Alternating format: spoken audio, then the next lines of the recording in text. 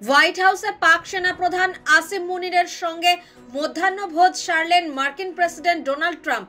তারপর দুজনে একটি বৈঠকও করেন। বৈঠকের পর ট্রাম্প জানান, মুনিরের সঙ্গে দেখা করতে পেরে তিনি সম্মানিত।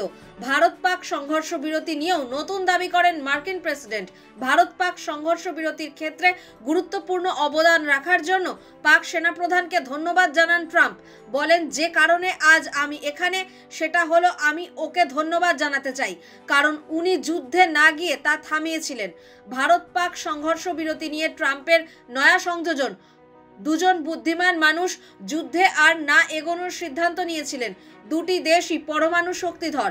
দুজন বুদ্ধিমান মানুষ বলতে ট্রাম্প প্রধানমন্ত্রী নরেন্দ্র মোদী এবং পাকিস্তানের প্রধানমন্ত্রী শাহবাজ শরীফের দিকেই ইঙ্গিত করেছেন বলে মনে করা হচ্ছে।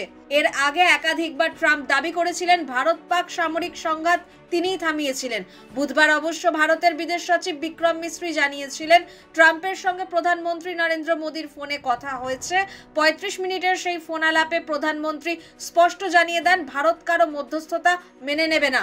পাকিস্তানের সঙ্গে ভারতের সংঘর্ষ বিরতি নিয়ে আলোচনাও হয়েছে ইসলামাবাদের অনুরোধেই।